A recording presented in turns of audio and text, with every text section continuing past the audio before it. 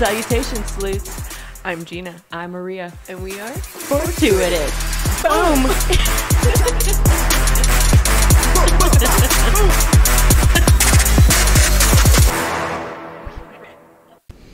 Just like Callie, you're like, get me out of here.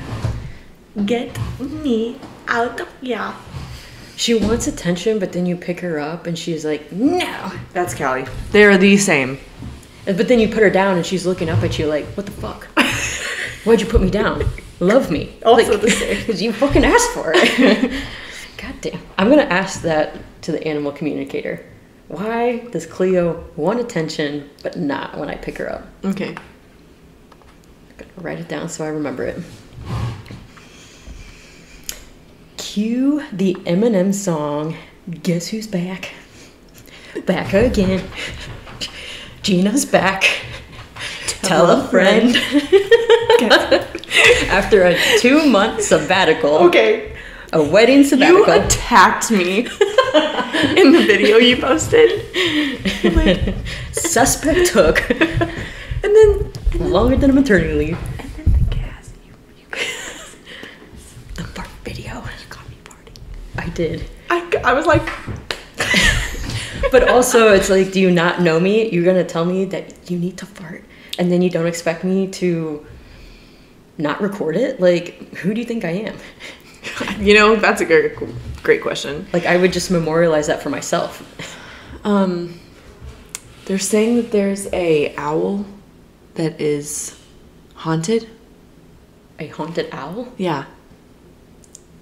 Are you trying to get me to ask who? Like, who is saying that? I saw this iconic throwback video that's like Vine Days, and it was like a little shark that was like, there's literally 2 sharks talking and like hand puppets. That sounds viney. Yeah. Yes, and it's saying, there's an owl around here that's saying that it's haunted, and then the other one goes, who? And he's like, I don't know. I'm trying to figure. And it like goes into the face. And I heard that right before I came in here. I'm like, gonna take that one. Take one. Put it in the pocket. Also, another random. I gotta get all the randoms out, you know? Because we didn't have any random whatsoever. I'm so sorry. You know that feeling when you're gonna take a left turn or a right turn and you see that fatty pothole in the ground, and instead of going left or right, you just ever so calmly go right over it and you don't hit it, and instead of getting that thunk, this is a glimmer moment. Okay. Throwback, yeah. Episode 3. And you go over and you don't hit it, and it's like, it feels so soft in your soul. But have you ever miscalculated and you try to go over to the center and you hit right down in one tire? It's like, oh, damn it. Ow! It physically hurts your soul. Like, there's either a smooth feeling to your soul or a painful feeling. Yeah. Or like almost shit yourself because you almost hit it. Yeah. Yeah. I'm like, did I just lose my bumper on that one? Did I lose my whole tire? Are you talking about the one that's right outside our house? Because there's... When you leave, be careful because there's a big one. I saw that. There's a cone that was in it the other day. Yeah. That was going... It was like... yay big. Half of the cone is seen because it's so big. I looked over and I thought, what the fuck is that? It's a full ass cone submerged in this fat pothole. Every time we pass over those, Greg's like, oh, you almost hit a pothole. Gotta call him a hoe. Okay. Oh. Did you miss that hoe? These hoes ain't loyal. No, they ain't. It all applies. Love it. Hey, guess what? Gina's married. Yay! We did it, everybody. Good job, Gina team. is Mrs. Gina. I guess I was going to say we have Mrs. last name, but I won't yell out the last name. But do we say it? No. Keep it mysterious. Keep it. You don't get to know my last name. We're not that cool. She's Mrs. Gina now. Yes. Have people started calling you Mrs.? Yes. At work? Well, no. They're kind of fucking with me. Like, everyone that says it doesn't say it seriously. They're like, well, hello, Mrs. Blah. And I'm like, I like it. It feels It feels official. smooth. Yeah. Well, see, I'm looking forward to the day where I can say my husband. My husband. I think everybody in social media knows that. About me. Oh, yeah. I think we're all aware you're ready. If I haven't made it clear, I still think I'm that was ready. iconic because you were so quiet. Like, you're like, yeah, I kind of want it. I remember a year ago it was like barely spoken of, and then it has kind of grown and escalated a little bit. And now your sister and I are married, and you're like, put a ring on it. My moment is here. Well, it really is. He's upstairs. Oh, he knows. Lots of people had let him know Maria's ready. Okay. Hey, sometimes they just gotta know that their woman's ready to finally be like, oh, okay. But in his defense, and to be fair, quote Gina, to be fair, I was neither one of us were in any rush. I didn't want to plan a wedding. I was okay with waiting. I wanted to make more money, and then I don't know. I just woke up one day after my sister was married, because they were first, and then you were married. I'm like, all right, I'm ready. Yeah. That actual same exact feeling hit me. And I remember coming home. I went to my best friend / college roommate's wedding. It was in Kansas City, made the trip for it. It was a great wedding, super fun, had a great time. But I remember on the drive back, you had that time to kind of reflect and just be in your own head and thoughts. And I remember thinking, oh my God, I think I'm ready. And that was probably about a year, maybe half a year before I was proposed to. So half a year to a year before? Probably closer to a year. Okay. Because I think he had the whole next year. So I think that was coming up on 3 years is when I think it kind of started to hit me. When you guys were 3 years into the relationship? Yeah, because we're coming up on 6 years. Okay. In February. So okay, do the math, somewhere between that, 3.5 years or so. Anywho, I just remember coming in and I looked at him and I pinned him on the couch because he was just playing video games, and I ran through the front door and pinned him on the couch, said, I'm ready. Looked him dead in his soul. Know that I am ready. And he handled it so well. He's like, you are? Okay. That was all. And then just, okay. And then I was like, what? Are you ready? He's like, I think I'm ready. And that was that. It was just a matter of time before he did anything about it. Just matter of factly. Okay. It was nice that we had that little, moment, though. Yeah. It blows my mind that there's some couples out there that have been together for years and years and have not talked about marriages or proposals. Theys, thems, whatever you want to do. Talk to them. Say a word. Yeah. Let your voice be heard. I mean, why not? Why the fuck not? And if you're ready. And that's what I mean. But what I don't understand is okay, how do you go to other people's weddings and then you have that internal feeling? Like, love is literally in the air. Everyone feels it. If you don't feel it, what are you doing? Well, I wasn't going that route, but also fair. That is a route that you can take. I was thinking okay, how do you not talk about what you liked, what you didn't like, what would you do, what you wouldn't do of that person's wedding, Do you not think about while you're there at their wedding, ooh, I want that for my wedding? I have, yes. But it's, I think everyone has their own little timeline. I definitely did not care or think about that when I went to my two sisters' weddings, and because I'm not the girl that dreamed about her wedding as a little girl. No. So, and I have two older sisters. Both are all, we're all 7 years apart, staggered. So relatively, they both got married, I don't know, about 5 years separate of each other. And at either of those weddings, I think the last one that happened was 9 years ago. I remember I could care less about having those thoughts. You didn't even hit puberty 9 years ago, so you wouldn't have. No, you know what? I actually, fun story. I can say this because it is what it is, I was with what is now my ex-boyfriend. We were together for 5.5 years, and that was this wedding that I was at for my sister. I was the maid of honor.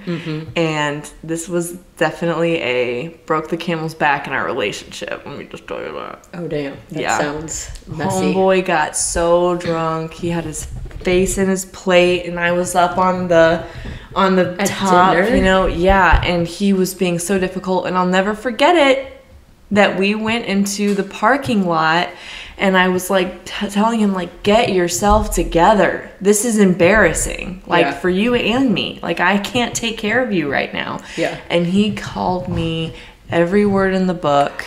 He went off on me. There were tears from both of us. Like, he was fucked up. I was not. I think at the time I was like 18 or 19. And I just remember I'm like, I'm never going to forget this. We're done. Oh, but I gave it, I think, 5 or 6 more months after that. Oh my God. I tried. Just to be sure. Not to be sure, but like, ladies, you know, like when you're comfortable and you're scared, you don't think you're going to find anyone better. Okay, please. We're all fucking baddies. Every which one of us will find who we deserve. Yeah, I just went off on a tangent, but I'll never forget that. That was, We were young too. yeah. You know. I'm just saying, I definitely was not thinking about my wedding at that time. Not at 18. Yeah. But I mean, some people do. And that blows my mind that, like, people have dream weddings from being, like, a girl's age. See, that was my sister. Really? Yes. No, it didn't even occur to me. She had journals. Bless her. I love her, but man, she was a little crazy. She is a little crazy, and she had, you know, her kids' future names were picked out at this age. Yeah, she was a little crazy. She has like an obsessive personality, which can go, you know, good or bad. Right. This is what I think is an innocent obsession way. Like, she wasn't batshit crazy. No, she's batshit crazy, but I can say that because she's my sister. No, she Is this the oldest sister? No. Oh. Yeah, my middle sister. She's always just been like I mean, think about it. She wrote books. Oh, she fair. is Yeah. a very creative, adventurous fairy tale brain. She's got It's a how lot she on her works. mind, yeah. But she has been the girl that's always thought about her weddings, for sure. Yeah, and that I will never understand. I do want to have a conversation with those people that do that, and why. I'm sure Dana would love to have a conversation with you. I'll ask her next time I see her. Which I saw her at your wedding. I don't remember what we talked about, but it wasn't that. Oh. Yeah, do you have any questions you want to ask me about my wedding? What you want to take from it? What you want to not take from it? Dude, your first dance with your dad was fucking amazing. Okay, team listeners, I did a choreographed dance with my dad, and we worked very hard on it. Yeah. Thank you. I can tell you he would be very honored to hear that, very flattered. My dad is not the best dancer, okay? Dude, he killed it, He though. slayed. I'm telling you, he has worked his butt off. We've been working on that for damn near 6 months. Really? It's been a long time, yeah. Yeah. And if you're like 6 months, it must have been a damn good thing. Like, I'm not hyping it up that it was like this miraculous, like we slayed and got all these things down. It wasn't that crazy, but It was. My jaw was on the floor. I was like, oh my gosh, get it, Mr. Gina's dad? Like, and then how, like, it started with one song, and then the record scratch, and then everyone's did it get you? Well, not me, because I knew that you guys were doing, but other people were looking around like, oh shit, like this, what is the DJ doing? Yeah. And then it went into other songs, and then the cherry on top was you going back to the first song. That got me. I didn't know about that. I was like, shut the front door. They tied it back. That was my idea. I love that. And you know, I used the fancy Audacity app that you showed me how to use. I did. So hype and thanks to you, my girl. Your skills paid the bills. Wedding bills specifically. Your dad did come up to me and thank me for showing you the Audacity really? program. Yeah, That's so cute. for that, and then for the flash drive. Which I will also credit you, because I remember working on that. That was like the very first step. That was step one. Finding the songs, and then putting them together and figuring out like what part of the songs. Let me tell you, that fucking took me hours. So for you to do this little shit all the time, God bless you. I wanted to tell that to everybody a long time ago, but I didn't want to give it away. Ruin the surprise. All our 9 listeners, is that what we said? And that we were joking. But no, it was a good time. And like I said, he worked really hard on it, and I'm really proud of him. It showed. Yeah. Rachel and Michael, because we had 2 weddings in October, so my sister's and then we had Gina's. Rachel and Michael also did similar thing for their first dance, was they meshed 3 songs together. And you said, is Rachel the non-dancer in the relationship? Yeah. Because she can dance. I know she can, but Michael is like my spirit animal for when it comes to dancing. Okay. Michael is the male version of me. Really? Yeah. It's pretty scary, actually. Which maybe that's why it works between that's awesome. him and her. But they also spent months on it. They spent like 4 months, maybe 5 months, because they actually went to tango classes, because there was some tango in there. I was going to ask, did they take lessons? Because they were actually using like technical dances. They mixed and matched technical with improv with, Oh my gosh. I think there was only one thing that my dad was so eager. He wanted to get like these 3 things down. It was so funny. I'm like, Dad, I love you, but we have to first like learn to memorize the steps. He was trying to learn how to do the steps. Yeah. So we had the Carlton. Do you know what the Carlton is? Yeah. Yes, of course. I'm that age. And then, the fact that you had Tom Jones in there, was that your dad's idea or was that yours? Oh, sing it. I can't. The unusual, the one you were just singing. No, I can't. Not to toot my own horn, but those were all the songs that I came out with. That you came up with? Mm-hmm. Nice. Thank you. I know, because I heard it. I was like, oh, that's got to be Gina's dad. Like, brought that one up. No, Gina doesn't know who that is. No, well, we love the Carlton dance. Like, we've always grown up with it. Yeah. A little backstory, which is, I think, what makes this so much more special, is my dad had a brain hemorrhage when I was in 7th grade. Yeah. And if you know anything about brains, brain hemorrhages are not good. Yeah. I think I remember like the percentages where there was like a 60% chance of him being a vegetable. There was a 10% chance of death. There was a 10% chance of him coming back but never being the same, and we'd always have to really take care of him. And then there was like a small 10% chance he'd be okay. Yeah, like the odds were not in your favor. And he was okay. My other cat, Cleo, just hopped on the table and is just pouring out. She's a little slut right now. Yeah, she is. Can they see it? No, because she's right in the center. She just literally came into the blind spot. Yeah. Oh, that was precious. She acts so neglected.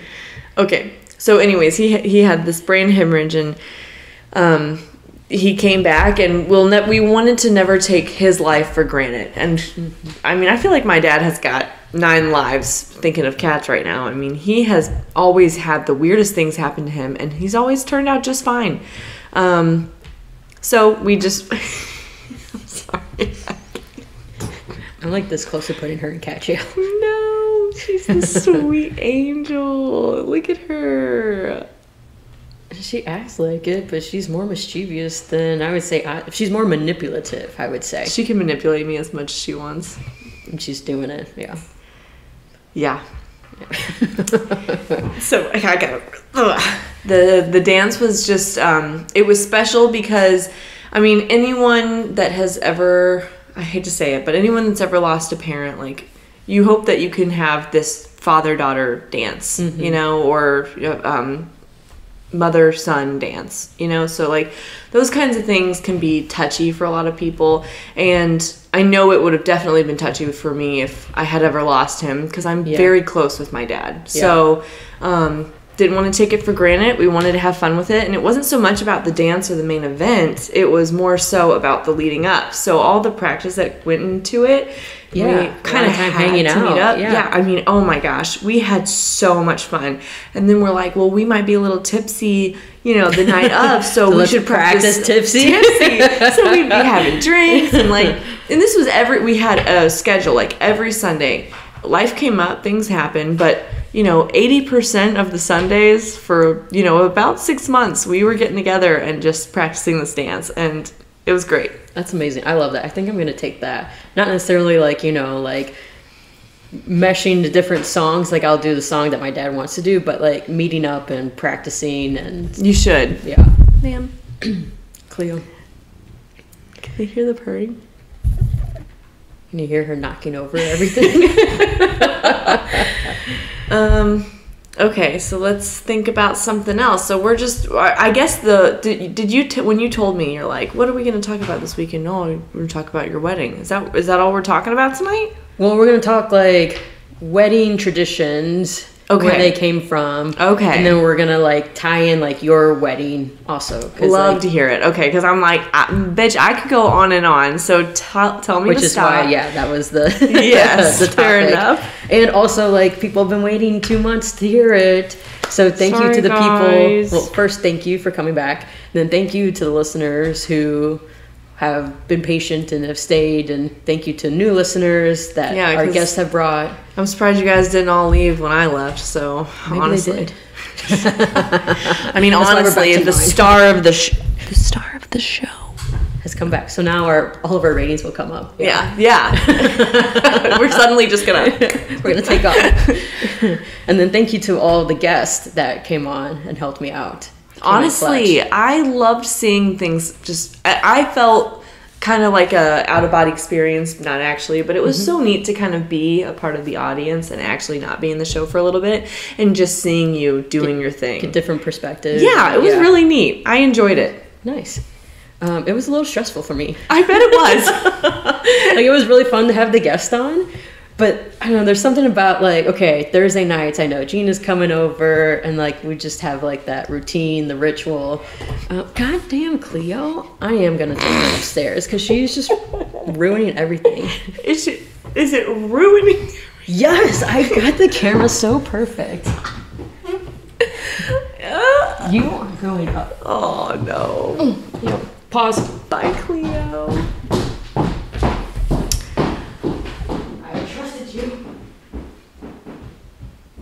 I could fart right now. No, I can't. It won't come out of fart. It'll do something worse. I'm not really sure if the mic is picking up what I'm saying right now. You should talk about your car insurance. Your car's extended warranty. Why are you whispering? Nothing. Because I may keep it. Whatever you say.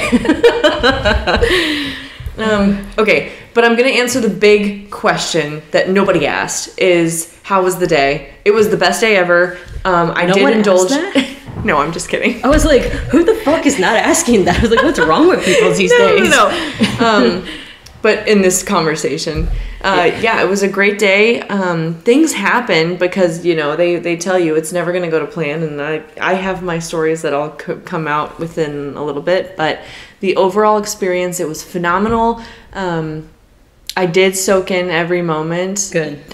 There's like things that were blurred because of nerves and they just, It goes by so quick. It did. But I did all the things that I was advised to do, which was take it in, embrace the moment, don't let little things get to you. And I did not touch my phone. I didn't even know where it was until the very end of the night.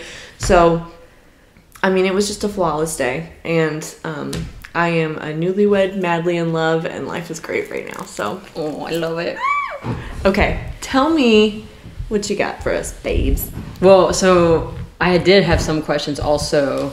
Do you have any like regrets of the day, or do you wish that you did something different? or did everything turn out like you expected? You like know, if you had to do it again, what would you do different, if anything? I think try my best to not be so damn nervous, if that's even possible. But quite frankly, when we were up doing the thing at the ceremony, and it wasn't that, I wasn't nervous about the event. I wasn't nervous about that at all. What were you nervous about? Everybody looking at me. Oh my God. I know. All these eyes, and I'm quite frankly nervous about my IBS. I'm not going to sugarcoat it. I was nervous about like burping or farting or being like out of nowhere getting a... Which only adds to it. Yes. Yes. So I was genuinely so nervous about my IBS acting up while I was, literally in the spotlight. So, which is like nothing that anyone should have to worry about. It was just a thing that your homegrown, and it is something that I had been worrying about for weeks leading up to it. I did a whole cleanse. I, made sure I was eating right. I did this whole training thing for a half marathon to hold me accountable so that I wouldn't, I would be forced to eat right and drink water. So I did a lot of things to make sure that my IBS was not an issue. In check. And it still got me. When I was saying, yes, I mean, it's just inevitable. I feel like stress does a number on me. When I was saying my thing, I like had a hiccup burp coming, and it was sitting right here. Oh, no. And like I was saying my vows, and I was like, I so badly wanted to be like, you should have. You should have. I do it all the time. Like I have, the Matthew McConaughey.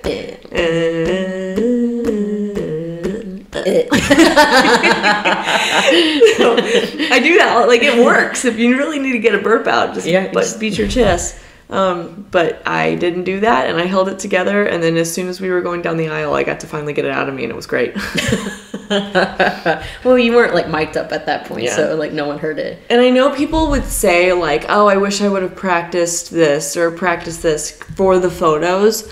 I'm not really that gal, so like we didn't practice the dip, we didn't practice any of those things. And quite frankly, I already know based on how it did go down. Like if you are a person that wants those photos to look good, I'm going to recommend you practice, because like Greg had me at the weirdest angle, and I was like super diagonal. I wasn't, perpendicular. Mm-hmm. And I can just tell it was really like, it was genuine. You guys you raw dogged the ceremony. Yeah, we raw dog it, and I think that was the most fun. We were cracking up the whole time.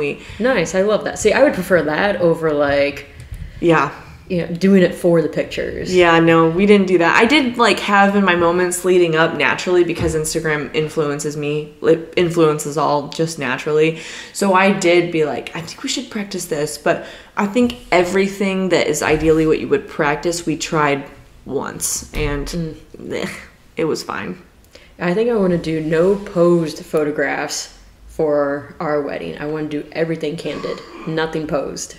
Oh, none posed at all? No pose at all. Oh, okay.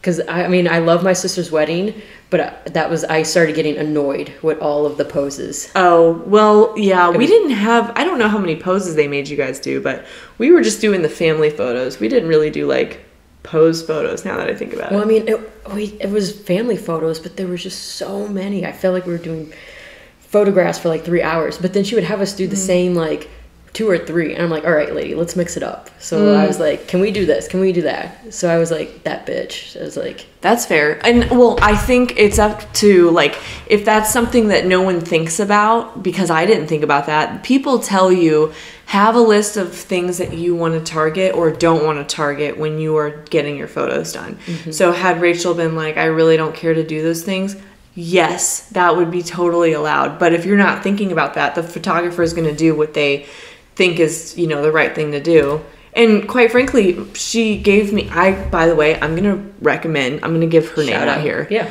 Best photographer ever. I mean, she just made the whole day.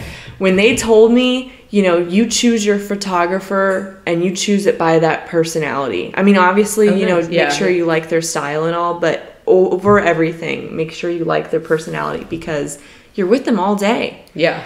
And I had never thought about that. So it was like, thank you for letting me know. And sure enough, was between two people. I liked both of their work, but this one I just clicked with. She was great. Makes a difference. And, you know, she partners with her husband. So her husband does the guys. And he was very dapper. And he was a cool guy. You know, the guys didn't mind him at all. They had nothing bad to say. I don't think they would be like me being like, that was the best photographer ever. But, you know, he was awesome. They were just a great team. And yeah, I'm going to write them out. Rachel Myers Photography. Woo woo. I'm excited to see him. Yeah, me too. Yeah, because 4 weeks or so, I guess. The personality of my sister's photographer could have used some work. Did you let her know? Make sure you told her that. Maybe we won't put her name on. No. I mean, she did a great job. Like, we got the pictures back. Love all the photos. She captured the bouquet toss moment. So, you know. That was so good. Got to give her props for that. God bless. But, yeah, she kind of, like, pet some peeves with some of her things, but also we were like a big group and we were hard to manage. It was like herding cats, right? So I can understand, like, everyone, it was a long day, some frustrations are happening, but I mean, my sister's wedding went off without a hitch. Like, everything was like flawless. It was just me that got impatient with the photos. Ooh, I got another one that I of course I'm thinking about it as I go. Yeah, if you don't want kids, don't bring kids, guys. Don't let anybody get in your ear about it. Yeah. I mean, I love my nieces and nephews, but I didn't want kids, and I kind of got convinced to bring the kids, and I did not want the kids. And the kids were there, and, you know, it was a little troubling. You know, it had its things. I'm not going to get into it, but, and I don't regret it. I'm not going to say it was a regret. Like, I wouldn't go back and change it because, I don't know, it was good that they were there, but I think if I were a new woman, I'd also have been like, if I don't want kids, I'm saying no kids. And then holding your ground. Draw the line. Yeah. Yes. I did get convinced. So I allowed my nieces and nephews only because it was my matron of honors and they both have kids. So my 2 sisters brought their 3 kids each. Yeah. There's these things called babysitters. I don't know. We're in the modern era. I know. They're a thing. And I don't know. Like, as a mama bear, if when the day comes and I have my kid, it's like, you don't want my children? But here's the thing, guys. Listen. I'm going to take no offense whatsoever. No. I understand. Yeah. Leave them at home. I don't have kids, but it doesn't matter. I know for a fact. This is a fact. Every parent gets annoyed with their own kids. Yes, at some point it's natural. Yeah. Have a night to your fucking selves. Yes, you get annoyed. So, like, if you get annoyed, you can bet your bottom dollar everyone else is more annoyed with your kids. So, if they are saying, I don't want kids at the wedding, it's nothing personal. It's they don't want kids. But if you're like, oh, but they're so adorable, it's like, to you, honey. Right. No one finds your kids as adorable as yourself. Yes. Realize that. Why do people forget that? Again, I will stand by it. I think they're adorable, but not adorable enough to be like, I want them there so badly. Like, no, that's not a thought that ever crossed my mind. So, no. It sounds terrible. I'm sorry. I'm sorry, sisters, but yeah, shouldn't have brought your kids. Like, even if we had kids, they wouldn't be invited to their own parents' wedding. They're not coming to our wedding. You have to think of it as this, enjoy yourself. Like, yeah, and it's your day, not their day. Attention can be away from them for one fucking moment. Well, okay, that is what I would say, but I'm more so referring to, like, take it as a night out. Like, go find the babysitter, get drunk, and, you know, deal with the kids tomorrow. Go enjoy. Like, why do you feel like you have to bring your kids? Because if you're bringing your kids, it is herding cats. I mean, you are constantly fixated on trying to address the kids when you're like surrounded by all these other people that don't have their kids and are drinking and dancing and, you know, being adults. Weddings are not for kids. They're not. Don't let anyone tell you differently. I don't want to make sure I'm not stepping on a kid or booty bumping them out of the dance floor. No. And I mean, I'm sure they are okay with being there, but to a degree, they're ready to be done by like a certain time. But the party's not over at, you know, whatever time the wedding, you know, the kids' bedtime is. We have a few more hours. So, yeah, that was, if I had a little bit of a a redo. Yeah, I would have put my foot down a little bit more and been like, had I known. Because you don't know. You know, you think you want to try to accommodate, but... Yeah, and hindsight is 2020. Yeah. That was good. All right. Now, give me more. Okay. Do you want a little bit of history on weddings or just dive right on into traditions? Ooh, give me a history. Do one. Okay, so first wedding ever, records have found that it was 2350 BC in Mesopotamia. 2350 BC. I mean, that's for fucking ever ago, but then also it's like, okay, what were they doing before weddings? And what anthropologists have been able to find or deduce is that, like, people would just kind of, like, mesh together and become, like, a big family. Let's say it was, like, a group of, like, 30 people. I don't think there was anything, like, official made about it, but it's like, okay, we like each other. You're a good hunter. I'm a good gatherer. We're gonna... You're what? A good hunter, a good gatherer. Stop it. Dinger. Everyone knows I can't do THs. And then, so they would just kind of like blend people together, and like men would share the woman and the woman would share like the men. And it was just kind of like everyone's raising the kids. So it was just like a group thing. There wasn't just like one man for one woman. No one talks about it, but do you think there was incest in BC? There's incest now. Yeah. I'm convinced that like we're all semi-related to one another. Oh, okay. Okay, if you believe Adam, Eve, I mean, how did everyone get here? Like, there had to be enough fornication amongst some sort of family connections that there's a good chance that you're related to your partner. From BC? Extended times. Weird sisters. Weird. One. But why are you doing weird hand signals? Are you showing off the nails? Yeah. Oh. Oh, and the ring. Are those the wedding nails still? Yeah. Nice. My sister still has hers on too. Fuck They're yeah. acrylic, so they've grown, and so it looks weird. It looks spooky. Yeah, totally get those done. Or take them off. These are press-ons. Nice. They have lasted 3 weeks. Nice. I've never tried press-ons. Never have I ever done press-on nails. I'm going to get you a pair. Okay. I'll do your nails. Okay. Okay. You can try my ring.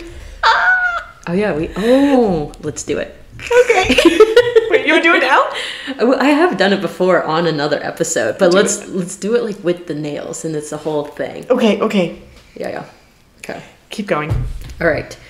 So then, now when we have weddings, church or religion is involved, and I would say like 99% of them. Don't quote me on that, probably not. But it seems like religion or church is involved in a lot of them. They entered the chat in around like 1500s. They're like, wait a minute here. There's another opportunity for power. Because like the church was already getting more and more power. Mm-hmm. And then it was like, how can we get even more? Like, how can we have more influence on people's lives? How can we brainwash them more? So you're saying weddings are all about a big scam? Who would have thought? What? Oh, that's embarrassing. Wait a minute. I'm sold. Heard it here first. So they decided in Europe, of course, because that's where church started, was that you couldn't be legally recognized as married unless you got blessings from the church or the priest or whoever. So by 8th century, marriage in the church became a sacrament or a ceremony that you bestowed God's grace in. And then in 1563, that's when it was written into Catholic law. And I don't know if you know a lot about Catholicism, but they have a lot of rules and a lot of laws. Yeah. Especially around weddings and marriages. And I got like a little taste of it semi-recently. Like you have to get married in the wedding or married in a church. Otherwise, and like a Catholic church. Mm-hmm. Otherwise, your soul is condemned to hell. Uh-huh. What? And then, so I'm like, okay, let's think about this logically here. Like, why does it have to be the church? Like, I understand, like, you need to get married in God's presence or, like, in a holy place. But don't you say God's presence is everywhere? So why the fuck wouldn't a beach count? because God is present there. Great point. Right? Challenge that to a Catholic person. Oh, they won't see it. But that was like my rule, because it has to be a sacred space. Otherwise, your soul isn't saved. And then you have to do marriage prep beforehand. Yeah, you have to go to you have to do therapy, but with the priest. Yes. And then, so you can do the therapy with that priest, but you can get married in another church. As long as you've done that, it doesn't have to be the same church that priest is at. Also, if you are Catholic, but your spouse is not, that presents a lot of difficulties and challenges. Some are accepting of it, as long as that spouse does all the hurdles and loopholes that they need to do, and it's in a Catholic church, and it's like, okay, that's all right. But I don't think it's a thing that you merge someone that's Catholic with someone not. I mean, it's been done, but it's not condemned. Hell. Yeah, straight to hell. Instead of straight to jail, straight to hell. But also, like, so let's say it does happen, because it does. Those people have kids. By Catholic law, you are obligated to raise the children as Catholic. Fuck all other religions and fuck your spouse's religion. Your kids must be raised Catholic. Yeah. Blows my goddamn mind. Goddamn mind. But so there is a silver lining with everything, including like the church getting involved. Prior to the church getting involved, like marriages were essentially like done for economical reasons or political reasons or practicality. If the daughter marries into a rich family, then those families are now rich, or status level increases. So it was less out of love and more out of like everything else. So then the women weren't necessarily like treated that well. They were treated like property because they were seen as property. Church gets involved. Now you start adding some of God's word into it. Women did start getting treated better, because then like the men saw their wives as less property and more like a person. Really? I don't feel like that made that much of a difference. Well, so the church made it illegal or forbidden to divorce. So yeah, maybe it was a step. I could see it being a step. Yeah, it wasn't drastic. Like there was, people are still wild, and when they get married, they're like, "You're mine, bitch," and you ain't going nowhere because you ain't getting divorced. In 2024, yeah, but no, back in the day. Well, that still happens today. Okay, I would say so. I guess you're right, but I thought we were talking about before. We are talking about before. Okay, yeah. I guess they were treated even way worse than, because what I read is like, okay, now like women are treated a little bit better. Well, because also before, like, it wasn't frowned upon if a man was fucking other wives or other like women, like prostitutes, whoever. That was like totally fine. Church gets involved, then they say that's a no-no, because there's like a quote in the Bible: "The twain shall be one flesh," meaning husband and wife's bodies are exclusively for each other. You cannot go and fuck other people. Okay. So that kind of, reeled in some of the men. Isn't it crazy how also there's a lot of people going to hell if that's the case? Everyone is. Oh, man. It's crazy how that's a thing. Because, I don't know. Like, yeah, it's a thing. That's what I want in a marriage. I'm not really interested in an open relationship. Gregory. Speaking of. Not interested. No. But, yeah, I don't know. I just don't think that is something that should be done, and it happens all the time for a lot of people. Swingers, come on, like, it's just a thing. Yeah. So I'm like, with this time, people are going to hell, but I support it for others. Don't get me wrong, but yeah, I was gonna say it all depends on your belief system. Yeah. And I'm of the mindset of like, you know what, to each their own. If both parties in that relationship are okay with open relationships, and the people that they're having sex with is consensual and everyone is aware of like, we're married, etc., pop off, have at it. Right. It's almost fun to watch.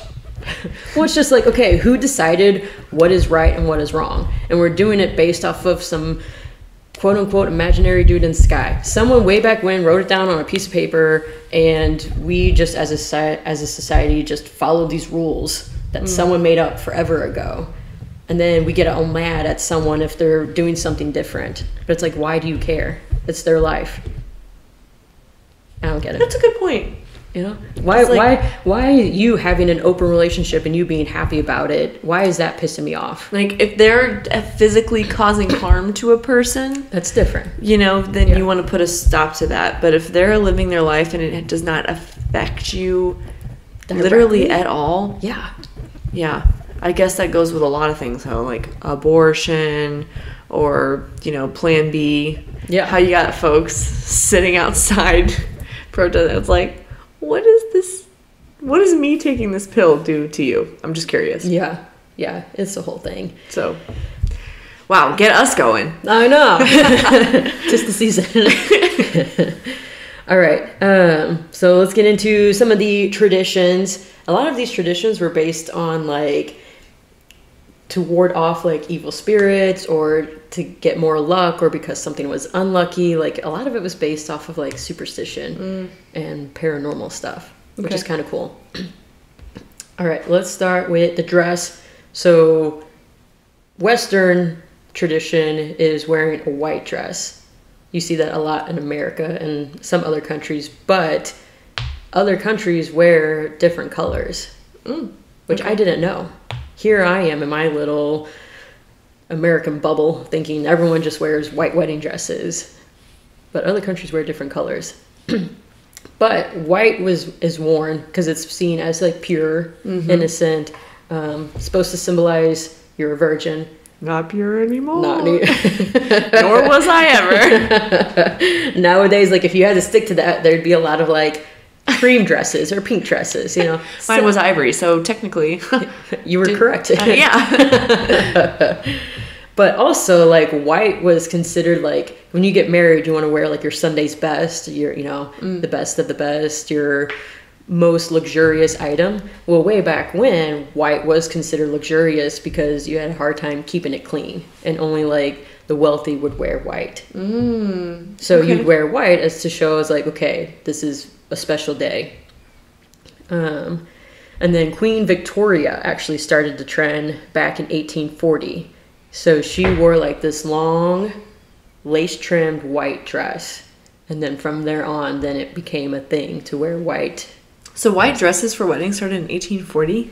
I think they were doing some before then. Okay. But it became like the thing 1840 after Queen Victoria did it. Interesting. Do you have any pictures? Right now, no. Google will have pictures, yeah. I'm on it. Okay. But like in China, they wear red on their wedding day because that symbolizes, for them, red symbolizes good luck, happiness, and joy. I have noticed. And they pair that with gold jewelry, and that gold is for good fortune. India, color there is very important. They actually, gold. Well, they wear like orange, red. Oh, vibrant colors. They avoid wearing white because in their culture, white is the color of mourning. So like here we wear black to funerals, there white. Wow. Yeah. That's fascinating. Yeah. And then so what do the guests wear? For which one? Let's go India. I've never been to a wedding that's not American. But based off of pictures and TikToks and reels that I've seen, it seems like they all wear vibrant colors. I don't know if there's any things that guests should not wear. Like here, in the US, guests should not wear white. Because let's say that one wears a pink, the bride wears a pink dress. Yeah. Does that mean no one can wear pink? I don't know. Yeah, that I don't know. Yeah. Okay. That's a good question. In other cultures, do you avoid wearing certain colors? I see the dress. Yeah, that is quite symbolic, if you will. Is monumental. It? Nice. Historical. Trendy. Yeah. Yeah. She really trendsetter, okay? For the next Queen centuries. Victoria. Yeah. All right. And then when you get married, you say that you're tying a knot. So that comes from Celtic, Hindu, other cultures where they actually tie knots or rope around the bride and the groom to symbolize commitment, unity, a bond as a married couple.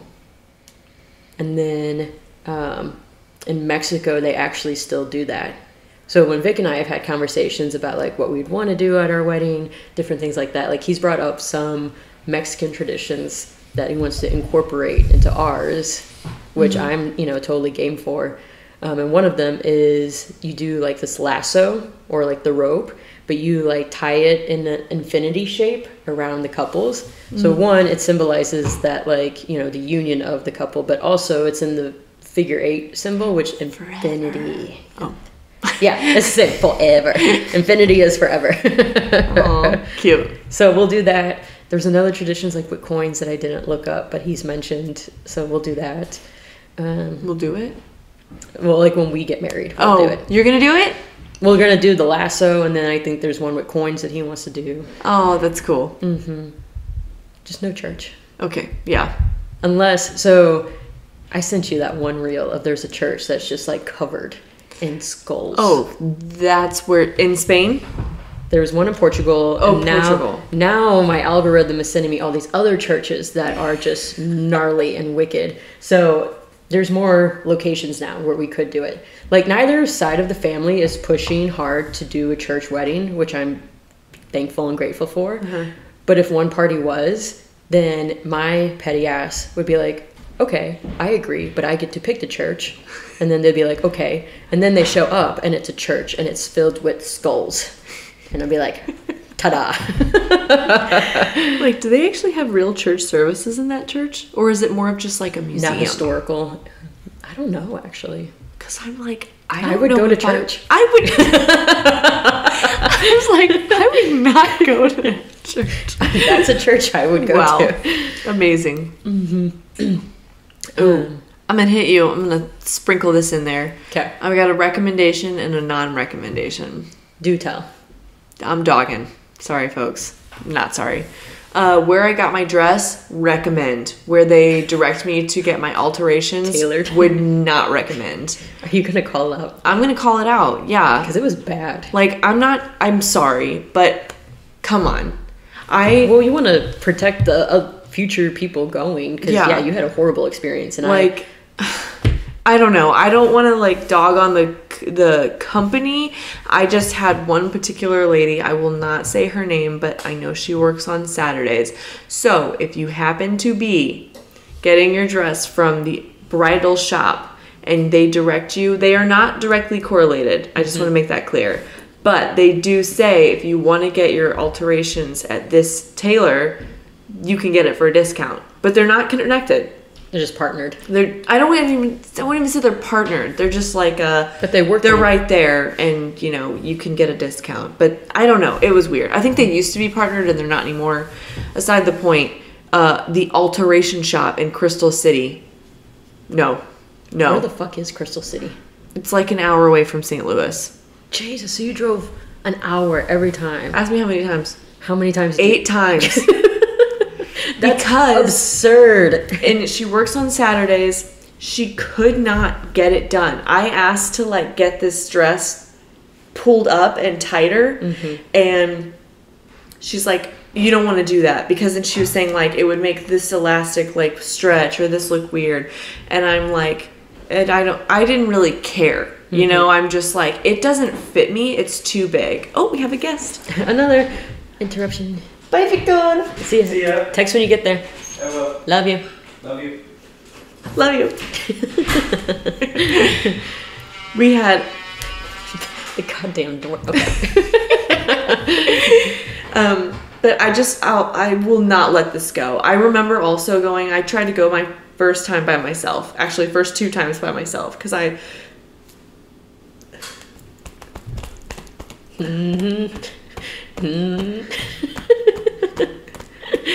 It hurts my chest after a while hitting it. Oh god, that was an awkward one. Anyways, I didn't want to go to, or I didn't want to drag someone along with me because it was an hour away. An hour, yeah. So I went the first 2 times, but it was after the second time I'm realizing she's not like listening to me? Like, am I not saying what I want clearly? Am I beating around the bush? You know, I was saying what I wanted, but, you know, I think she maybe needed someone to hold the dress for her while she pinned it. I don't know what it was. And this isn't even my only complaint. I have a lot of complaints. So I'll just start with, she wouldn't do what I asked. That was the biggest thing. And when I would come back the next time, she didn't change that part. She was waiting till the entire dress was decided, you know, what I wanted done with it, even though I knew exactly what I wanted done to it the first time. Right. Did you pay per session? No. I was going to say, is she trying to create sessions? And I will say it was cheap. It's one of those things you pay what you get for. Yeah. Okay? It was like $310 for all 8 sessions. How much? $310. That's it for alterations? Yeah, that's pretty good. That's cheap for alterations. And you know, I had done my research. I looked at maybe 3 or 4 other options that were relatively close to where I live. And if I were to go there and do everything that I wanted them to do, it would be close to damn near $1,000. So I'm just like, and I know I was trying to change some things. I wanted a lower back, you know, I wanted to make this tighter, the basic alterations, but make all it doable fit me. Things. Yes. But the biggest thing was, because I had a lower back, there was nothing that could cinch it. And it was just like, isn't that your job? I don't know, figure it out. Like, this is so loose. I never said that. I swear I'm not a mean person. But I was just like, can you please make it tighter? And she'd be like, no, we can't do that. And I'm like, and so I had to go back and tell my mom, like, Mom, I don't know what to do. She's like, you're being dramatic. I'll go with you. So she goes with me. She gives her the benefit of the doubt. She's like, Gina, you're trying to change the dress. It's going to take a few rounds. 3 sessions later, your mom's over it. My mom's like, okay. But she's still being nice. She's still being gentle. And this is what, 5 times now. We go 3 more times after this. I'm not joking. I'm not exaggerating. It was 8 times that I went. And I think 1 or 2 of the times my mom couldn't go because she was sick or had something with work. And so I brought my friend Autumn, who, she could be a little bitch. And I love her because she can Bull in a china shop. She will be like, you are not going to do this. She will put her foot down for me because I'm too scared. So she stood up for me, and she's like, why can't you do that? You can do that. Yeah, she's pretty forward. Yeah, very forward. And we love that. We love that about Autumn.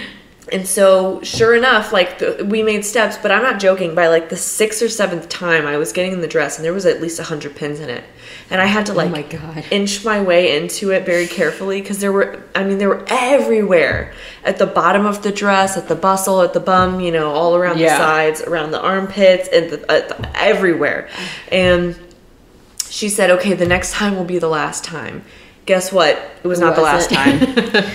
And it was like, okay, girlfriend, what? I don't know. It was very frustrating. And then my mom and I had a bit of a talk, and we're getting down to the crunch time. You know, it was really close to the wedding. 2 months left, and I've already been there 7 times. And she's like, it'll be done this next time. We go back, and it is not done. And she's like, you're gonna need 1 more session. Is that the time that you guys took the dress? Mm-hmm. Nice, good for you. So we went, and we're driving our way there, and I remember being like, I was just so defeated. I'm like, we're gonna go there, try on the dress. She's like, why are we trying on the dress? My mom said that to me on the car ride. Yeah. And I was like, why not? She's like, well, if we're planning to just take it, whether we have it or not, do we need to? We felt so empowered. We're like, yeah, we're not gonna try the dress on. Take it and leave. So we go in there, and I remember being like, hey, we're here to pick up the dress. She's like, are you not going to try it on? We're like, no. Her face dropped. She's like, oh, well, it's not done. And we're like, that's all right. We didn't say it. We're like, that's fine. I'm sure it's fine. But we looked at each other. We're like, of course it's not fucking done. Of course it's not done. Anyways, we took that dress, and we marched straight to the next tailor. And we put it on. It was quiet. It was quaint. And I put it on, and I told her, it was like, can you do this? And then she noticed the stitching had already fallen out on something that she fixed. She's like, well, I'll fix that, and we'll pull this. And the dress actually fit me. I'm not joking. I was accepting that I was going to have to put body tape everywhere because the dress, like, was not fitted to me. It was way too loose, and she just wouldn't, like, make it tighter. And finally, this new tailor, who's Russian, and I would recommend to anyone. Yeah. I can't think of her name, but she was like, okay, we can do that. And we explained, like, the other tailor couldn't do it. She's like, why not? Just made it so much more. Is she a real tailor? Yeah. So she was able to fix it up in like 3 weeks, and we got the dress worked perfectly. Yeah, it was beautiful. But if I'm going back to that other place, it was always way overpacked. She always overstaffed, or not overstaffed, overbooked. Yeah. I mean, it's a small shop. It's relatively the size of your living room. Not living room, this like dining area. Yeah. It's not that big. Yeah. And then, like, where you have this kitchen area is roughly where the try-on rooms were. Okay. There's only 3 of them. And then in the back is, like, where all the magic happens. Or I guess the quote-unquote magic, yeah. and, you know, you're in the front. And each person has a +1, +2, sometimes even +3. So it's packed in this room with people just sitting and waiting, because she's like multitasking. So you go for yourself and you're sitting in this room being taken care of, but you're really there for like an hour, and she really only talks to you for like 10 minutes. That's horrendous. It's not the experience. Terrible experience. Yeah, it's not the experience that you want. Getting your wedding dress altered. Yeah, you think it's just going to be a check off the box, you know? Yeah. But it was so dragged on and painful every time, and it was frustrating, and that smelled bad. I'm sorry, but like, it was so many things. All around shitty experience. Yes. So Crystal City, alteration shop. Don't go. Is that what it's called? It's called The Alteration Shop. The Alteration. Yes, okay. And I am not afraid to call. If they want to give me a call and be like, "Why'd you do this?" Like, why went there 8 fucking times? Yeah, like, I'm sorry. She could not do the job she was told to do, and it wasn't that hard. And I went to the next place, and they fixed it up in one go. Like, come on. Yeah. So I think that this is I guess, I didn't write a review on social media. This is the equivalent of that, I guess you could say. Yeah, it's going out there. So, like, you guys hear it, take it with what you will. Not that I think someone's going to, like, in Crystal City right now, go into trying to get their wedding dress figured out. But, yeah. Now, that was the only complaint leading up to, yeah. That's pretty damn good, if you ask me. It is, yeah. Everything was pretty smooth flowing. But that damn wedding dress, just a couple of problems. Okay, hit me with the next tradition. All right. Did you guys do any, like, Scottish traditions at your wedding? No, we tried to. And a lot of the Scottish traditions are driven towards materialistic things, kind of, that I found, and are for the woman. And I don't need that. You know, it was like someone needs to bring the bride a gift in the morning of, or it was little things like that. I can't remember off the top of my head. No, we did not. Okay, because I found one, and then I was like, I wonder if this is still like a tradition that is alive today, or if this was like from olden times. I mean, it is from olden times, but so in Scotland, you covered the bride and groom like the day before the wedding. You cover them. So, like, the friends will, quote unquote, capture the bride and the groom, and then they cover them in whatever. This said, like, honey, molasses or something, then they put other stuff on them, like feathers or what have you, and then parade them around the town. Greg's parents did that. Did they? For their wedding. Oh, yeah. Fun. They told me about that a long time ago, but I thought that was kind of crazy. I'm like, what? They're like, that's a Scottish tradition. Yeah, So they took him, and I remember they got, like, his dad got, I think, really drunk, and I think so did the mom too. They're really great people. They're hilarious. Yeah. But yeah, that is definitely something that happened. That did not happen to me. Then I was reading it. I was like, did Gina get covered in honey the day before? Or did she? Covered in something. He wore tartan pants. We didn't even go kilts. Which, mind you, kilts are very uncomfortable. I did not know that. They look heavy. They're heavy, and they're wool. Scratchy. Yeah. Yeah. But you brought up a point that, like, a lot of the traditions revolve, like, around the woman. And it made me think of, like, in my mind, the wedding, a lot of people treat it as, like, the women's day. But I don't like that. Because it's the man and the woman. It's our day. Yeah. Yeah. And so, like, I want the day to be ours, and I don't want it, because, like, if it was up to me, it would be spooky as shit. It would be in that church with skulls, but that's not Vic, right? So if it was 100% up to him, we would be getting married in a Manchester United stadium. What? Yeah. Yeah. Or on the field, you know. What? Yeah. So it would be just very different. And I was like, well, you know, we could do 2 and then we can each have our thing. But I like the idea of like a joint, like, what are things that we both like and make it our day. I don't like it when the whole day was revolved around the woman. Yeah. It's tough. Yeah. And I'm also not that girl that it's a lot of attention. Like, Which I would be fine with, but it's not my day, it's our day. And people are probably like, Gina is not in wants all this attention. I do like attention, don't get me wrong. But attention for 12 hours plus? That's a lot, yeah. No. I need air. Let me pick my nose in peace, please. Yes, I like to be an introvert. I do have a morning story, but that's for a later time. Oh, what story? The morning time. Oh, but like getting ready and stuff? But like, I mean, we're talking about it. Well, give me another tradition. Okay. I'll give you, you give me. Not seeing each other before the wedding. No, I didn't do that. You guys saw each other. Yeah, we slept together. I mean, I woke up where I'm the most happy and the most comfortable. Yeah. And that is at home with my fiance. So. Which is fair. So Rachel and Michael didn't. So Michael stayed the night at his parents', and then I stayed the night at Rachel's house. Yeah. So then, like, you know, we woke up at her house and then we got ready there, which was like cool. And then so she didn't see him until she was walking down the aisle.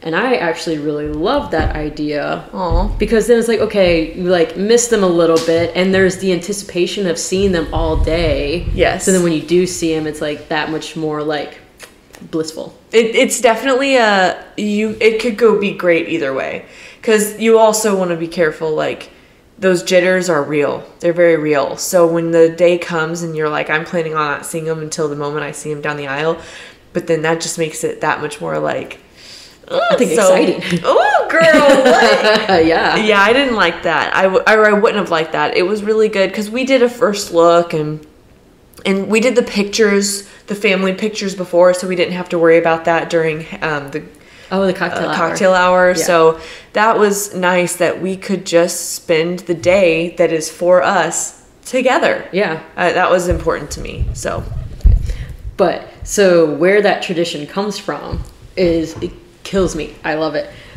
So back to the Middle Ages again. Weddings were transaction, business exchanges, etc. So it's the father handing the daughter over to this family, and they didn't want the groom to see her before it was too late, so that he wouldn't back out if he didn't find her attractive. Which also brings in the veils. So they wouldn't see her the day before, wouldn't see her walking down the aisle. He has seen her for the first time when the veil comes off, and it's just him and her and the preacher, the priest, whoever is oh my gosh, marrying them. And by that point, it's too late. So that's where that tradition comes from. And the veil also, like, the veil was like so that he wouldn't see the face, in case she was like quote unquote too ugly, whatever. They ain't going nowhere. You stuck, my guy. You thought. But also, like, they were very superstitious back then. So the veil was to like combat evil spirits, was to keep the evil spirits away. And then that also bridesmaids was a tradition, because the bridesmaids, all of them would dress the same, and I think pretty similar to the bride, and that was to confuse the evil spirits. So then, like, they would focus on like one of the bridesmaids instead of the bride. Wow. Yeah. Okay. Yeah. Which I found interesting. Let's see here.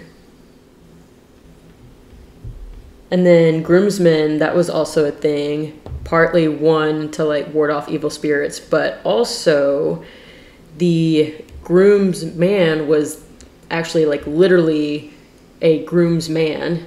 Or no, am I mixing up? I think I'm mixing up traditions.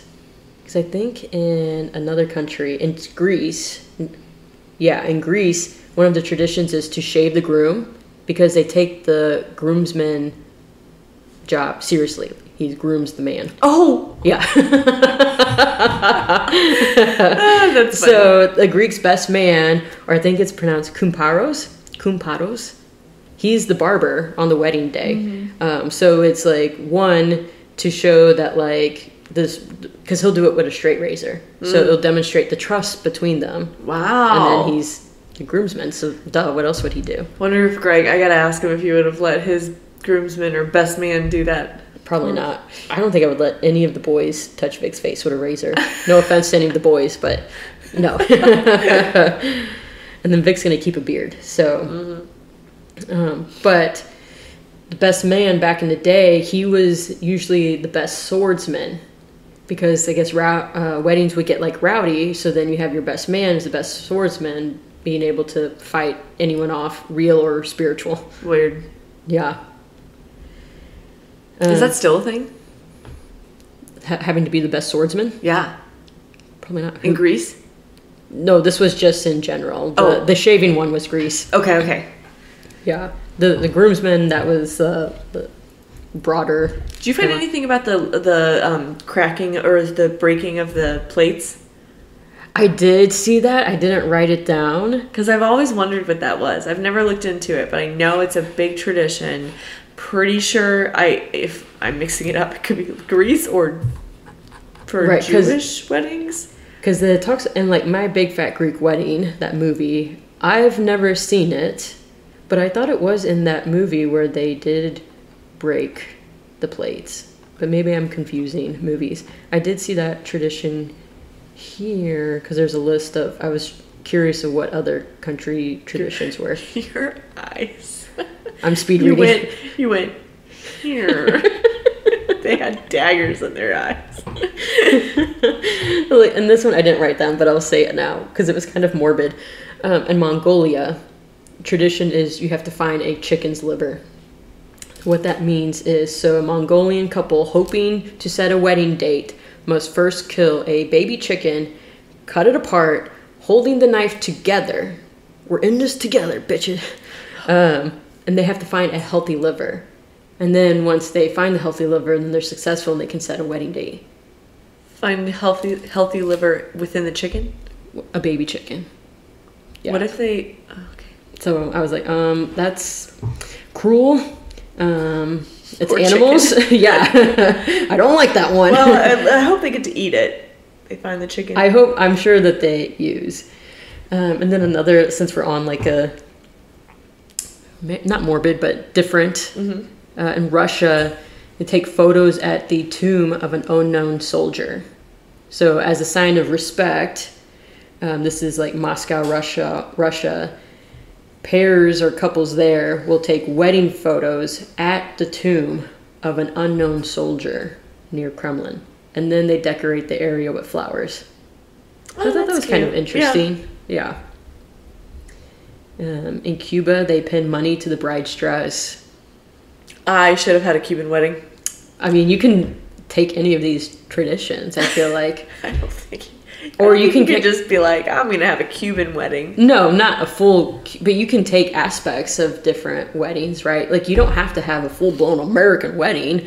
You think it's appropriate or acceptable, socially allowed to use the traditions of a place that you are not associated or affiliated with at all? So this is the problem with today's day, age, and culture is like we are getting offended on the behalf of other people that might be like, that is fucking awesome. Yes, honor our traditions. Oh, okay. Perspective. My bad. Yeah. Well, I mean, a lot of people do that. That's a good point. There's this one guy who's got a TikTok video out there that has like over 1 million views and everything like that. So he's dressed in like stereotypical like Mexican outfit. He's got the sombrero. He's got the poncho, and he's going around to Americans and he is like, is it offensive that I wear this? And they're like, yeah, you're cultural appropriating, or whatever the fucking term is, right? Every single Mexican that he asked, none of them were offended. They're like, oh no, this is a really nice hat, or like, you look great, like, yeah, keep it up. So it's us fucking getting offended on other people's fucking behalf. So I think they would be fine. Well, I think it depends, because like that was a good example of someone that's like, oh, that looks great. You know, they're like celebrating it. Maybe it's more of a religious thing. So if you're trying to use any of the traditions that are religious and you are not affiliated with that religion, I think that the people of that religion would be offended. So cultural appropriation, I get what you're saying. Mm-hmm. But I think the religion thing, gotta be careful. So if any of those things are religious, you know. This Cuban one is not. Okay. This is just like. Then put some money on the wedding. Yeah. This is like something that they do in Cuba. So every man who dances with the bride must pin money on her dress. And that's a way to help pay for the wedding or the honeymoon. Should have fucking done that. Yeah. So that's what I'm saying. Like, that's a cool idea. I think there's some traditions very similar to that, but yes, it does have to do with money and people dancing with, I think that's exactly what that is, actually. Anyways. Yeah, I'm trying to find this smashing. I know I saw it. Oh, this was a bizarre one. You know how sometimes a lot of times people will get pressure from future in-laws or your own parents about when you having a kid. Mm-hmm. Okay. Czech Republic takes it to a whole new level, because one of their traditions is placing a baby on the couple's bed. So before they tie the knot, an infant is placed on their bed to enhance their fertility. Oh no. Like a real baby? A real baby. Whose baby? That was my question. Whose fucking baby is this? And then who volunteers, like, take my child and let's just put it on their bed. Right before they're about to get it on. This is right before their wedding. That's so uncomfortable. And then once they have wedded, then the guests will shower them with rice, peas, and lentils to further promote fertility. So they're all about fertility and making babies. Dude. All right. Found it. Germany, shattering porcelain. Oh. So guests at German weddings traditionally will throw porcelain dishes on the ground to ward off evil spirits. Oh. So evil spirits is like a common theme among a lot of these. Afterward, the couple cleans up the broken pieces, learning the lesson of, pardon my pronunciation, polterabend, which asserts that as long as two work together, they can face any challenge. Which I like, but I'd be like, fuck, I gotta clean shit up on my wedding day. Just break one plate, please. Yeah. Because that's a lot of plates when you think about it. I mean, if you've ever seen videos of that, it's everywhere. Yeah. I wonder if people are, twisting that tradition and are crashing all these plates and then, like, having some staff come clean. Oh, I hope not. Yeah. Yeah. But I've never actually watched it full throttle. Yeah. Okay, I'm going to tell you one last story. And then you're going to tell me one last thing. What? Yeah! Dude. Bitch, how long have we been on? Well, there was Cleo's interruption. Dude, okay, this has flown by. And I've not even gotten to, like... I know! Do we have a part 2? Because we have to wrap this up. Or do we want to, like, go through them quickly?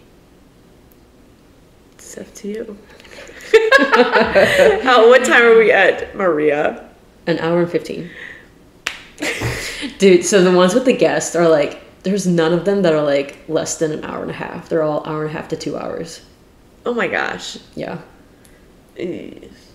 Well, and then we only put one episode out a week, so you break it up into chunks. Oh, okay. We can. Smart. Okay, what is your story? I flooded the bathroom. You flooded the bathroom? Is this an IBS issue? No. No, there was this beautiful, like, farmhouse bathtub, and I got the green light to use it. There was a lot of rules at this place. Oh, where did I get married, you ask? Yeah, where? The Stonehouse of St. Charles. Beautiful area. Coordinator is phenomenal. She's super quirky. Lots of rules, but worth it so that it makes the place stay in perfect shape for the next wedding. Like, she's got her rules, so that's why I was kind of like, I'm not gonna lie, I was really nervous about my flooding So I'm like, oh shit. I didn't want to do anything flood wrong. it? So I got the green light to take a bath in this beautiful farmhouse bathtub. And then I'm sitting in there soaking it in. Literally.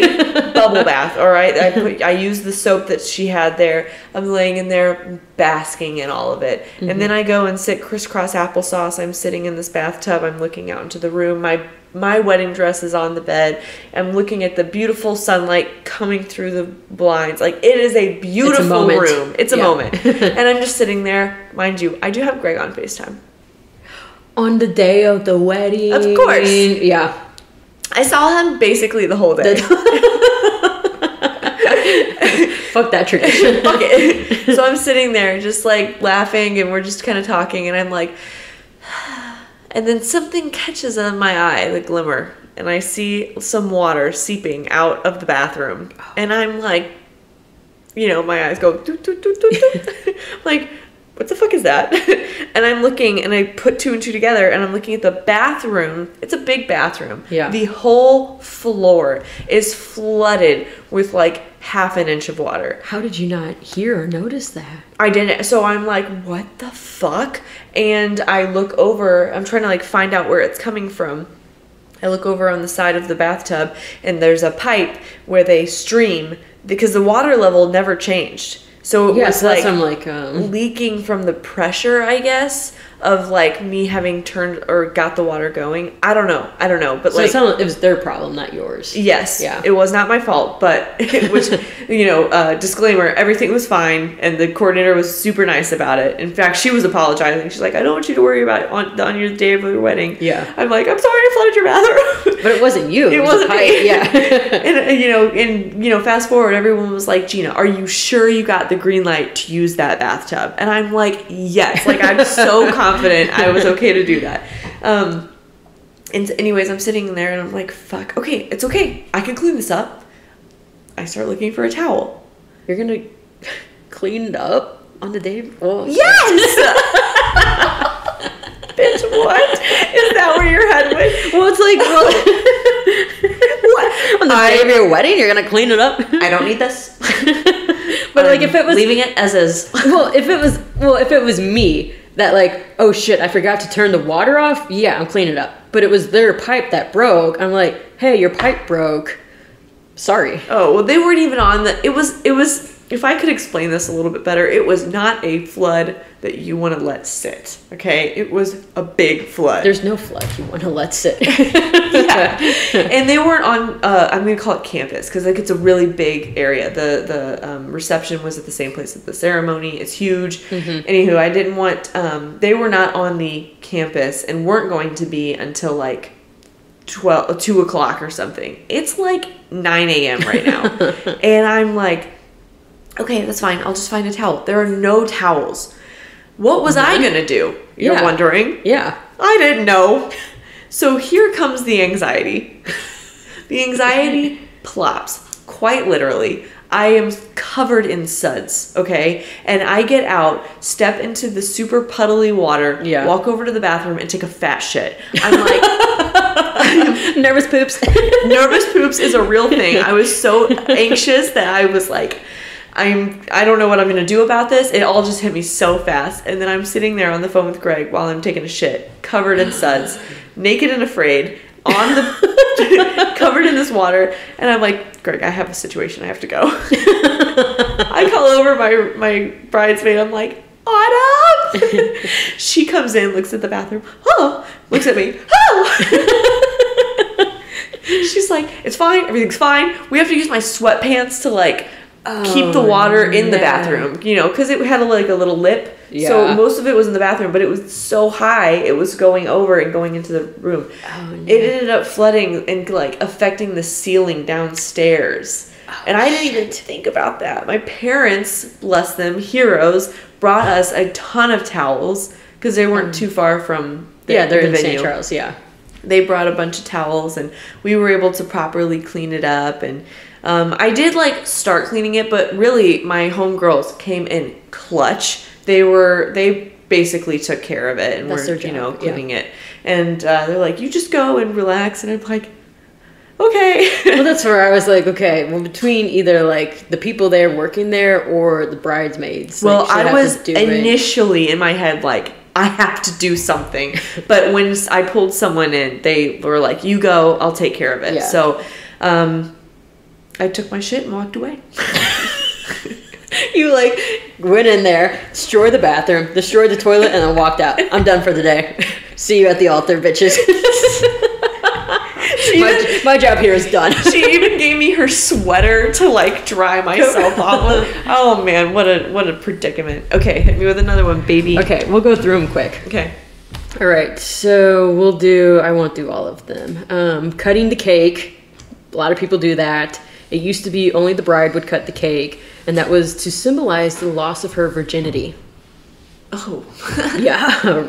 Good thing I didn't do it myself this time either. So then I'm like, my first question was like, all right, if she's cutting the cake to symbolize she's no longer a virgin, that means stuff has to happen between the I do's and cutting the cakes. And I came up in another tradition that, like, I think the one below it, you would say your I do's, and then you would do. And then you would have the party. So you would consummate it immediately. Which when I was thinking about it, I was like, well, that makes sense, because a lot of time back then, people would wait till marriage before they did anything. Yeah. So I can understand, like, you say I do, pick her up, run her to the room, and celebrate. Oh, yeah. I do know of that. Yep. We partake in the old tradition. If I may say so. We were very traditional at this wedding. Well, I'll piggyback that one. I said we were getting ready to leave the reception, and then we're trying to figure out, like, the after party. Should we go to the casino? Blah, blah, blah. And then I'm, like, trying to find stuff. I was actually pretty drunk at this point. It was the very end. And I'm like, no, I have to go consummate the marriage. My dad was putting stuff in the car, and he was like, no. I didn't even know he was around. I felt so bad. That was funny. Yeah. It was like same at my sister's wedding. So we're back at the hotel. So we had the party, and then we did the after party at the bars. We're at the hotel, and we're getting ready to do, more partying. Mm-hmm. But Rachel was like, no, I'm done. I'm going upstairs. I won't say what she said, but she went to go consummate the marriage. And my dad was right there. That's so funny. But yeah, she was a little drunk and didn't care. She had one thing on her mind, and it's like, all right, party's over. She got married. she had a one-track mind, and I respect it. Yeah. Okay, and then tossing the bouquet. That started ancient Rome. And why they did that was because, way back when, Middle Ages and before that, people would only bathe like once a year. They would have an annual bath, maybe sometimes two, yes. Like if you're bougie. And that annual bath would usually be like around May time. So May and June weddings were really popular because that's when people were fucking clean. Nowadays it's like October because people want like September, October. You're right. But back then it was May and June, and I feel like it was May, June not too long ago also. Yeah. But they were doing it back then because people were clean. Anyways, people would bathe in May, but if you have a June wedding, 1 month still has passed. So people are stinky, by then. So the bride would carry the bouquet to not only hide her stench, because she also stanky, but also so that she wouldn't smell other people. So the bouquet, the flowers, would be up by her nose. I shit you not. So funny. I love it. So, okay, Rome. Mm-hmm. And then, because like a bride on the wedding day is considered good luck, people would like try and like grab pieces of her dress or her hair or like something so that they could also have good luck. Mostly like single women that are wanting luck would try and like grab these things from the bride. Eventually, some bride at some point was like, stop, like no. And then decided like, you know what? We'll just toss the bouquet. So then, then fight for your luck. Wow, I didn't think it was luck. I thought it had everything to do with passing on, like, okay, I've had my night, my time, it's now the next woman's time. Which is, I think, what we've evolved it into. Interesting. Back then, it was like a symbol of good luck. Yeah. Okay. And then, in line with the bouquet, usually the male version of that is the removal of the garter. Yep. Which you guys didn't do bouquet or garter. Mm-mm. Just because you didn't want to? Or? No. Okay. We're there for a good time, baby, not a long time.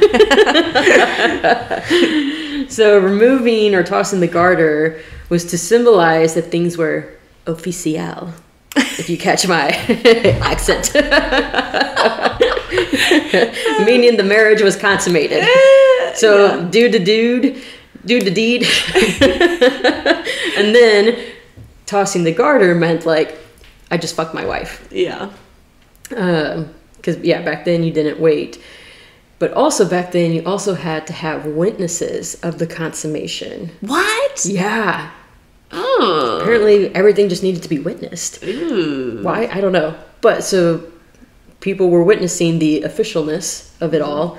And then also because everything bridal related was either good luck or, in this case, the garter is considered a love token with magical properties. The removal and tossing into the crowd is similar to the bouquet of like, good luck or I'm next, but also like, we fucked. Why is it that the witnesses of them consummating the marriage make me think of Midsummer? I don't know, but my mind kind of went there too. Okay. Yeah. I guess know it's what that was. Time in that era. Weird fucking movie. Maybe because that's weird psychological thriller. Yeah, I still haven't seen it because previews. You haven't? No, but I've seen enough previews and stuff like that. You need to see it. Go watch it. Get your mind fucked. I don't know if I want to. Okay.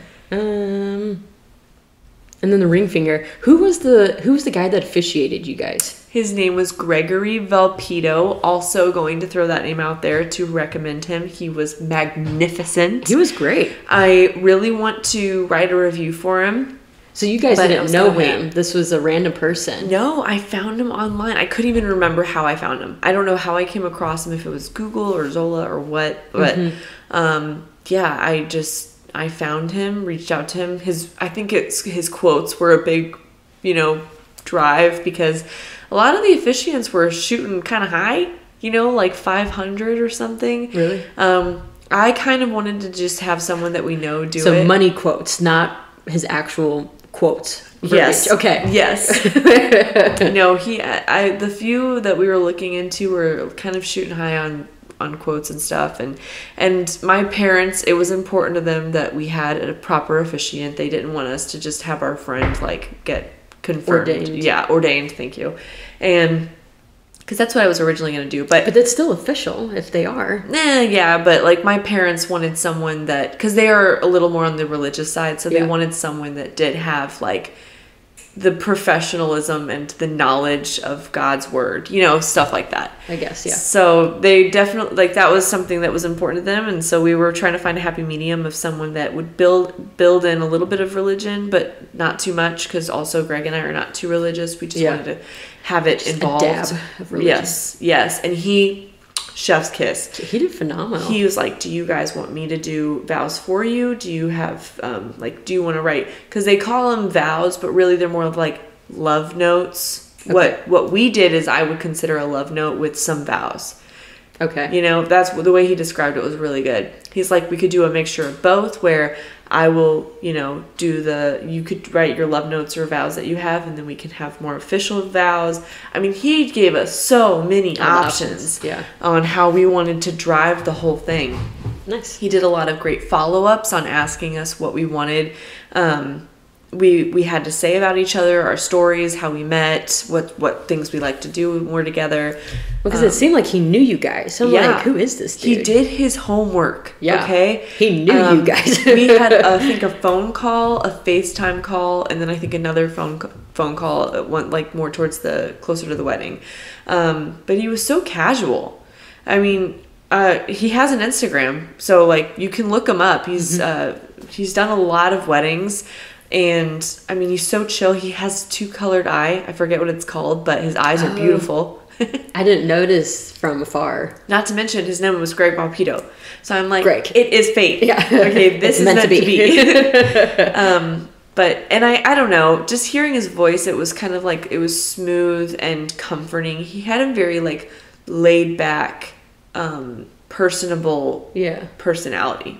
and almost like Southern charm without like the Southern accent. Thank you. I'm like, how do I don't know how to say it. It was like smooth like honey. Yes. He was articulate but not rushed, and he didn't talk too much. He didn't make it too short. He really filled it. I think it was like the perfect sweet touch. Yeah. And he made us feel comfortable. He could feel we were nervous, and he just like, it's like, this is good, guys. We're having fun. I'm like, yeah, we are. And we got a picture with them at the very end. So I'm waiting to write like a proper review for him. I want to do my due diligence to write a good review. I will not write a bad review. If I don't write a review on especially something big like this, it's probably because I don't like you. Okay? But if I write a good review, it's because I fucking loved you, and it was one or two. Yeah. So like everyone I would say besides my dress alteration shop has been phenomenal. Temptations, where we got our cake, I'm throwing that out there. Get your cake from Temptations in St. Charles. Bet. You guys did a lot of St. Charles. We did. I mean, it made it like, because the rates, they had to travel and drive. Fair. So we didn't want to have anything in St. Louis, and then because they pay for the mile radius and stuff. So we kept it near the venue, and God, it was just, everything was great. Yeah, because it reminded me of it, because like one of the traditions that I have is the ring finger, and he brought that up in his. So like back in the day before modern science and maybe autopsies were a thing, they thought that your ring finger, there's a vein in there that is connected, in the fourth finger, connected to your heart, and that vein is called the love vein. Turns out all of your veins in the fingers are connected to your heart, but back then they only knew about the fourth finger, and so we've just kept that as the ring finger. Yeah. But I still like that. I do. Isn't that funny? So you can put it on any ring or any finger, and it's still just as valid. Yeah. And then he made a joke. He's like, "This is the only one we get sized, so that's all you know." No, not with me. You don't get the other finger sized? No. Do you? Well, you wear rings on other fingers that aren't wedding rings. No, I don't. So it's just you. You're weird. Do you not wear? Yeah, I just asked that. But other people wear rings on other fingers that are different sizes. No, not really. Okay. I think I'm done. I mean, there's other ones in here, but we hit the big ones. Do you have a weekly wow? Do you remember what weekly wows are? Oh my gosh. Okay, this one is it's not really a weekly. If you're getting married, okay, it's going to pertain to getting married, and you're trying to be on this wicked diet to fit in the dress. Fuck that. Throw that idea down the drain. Set yourself a goal that is a physical goal.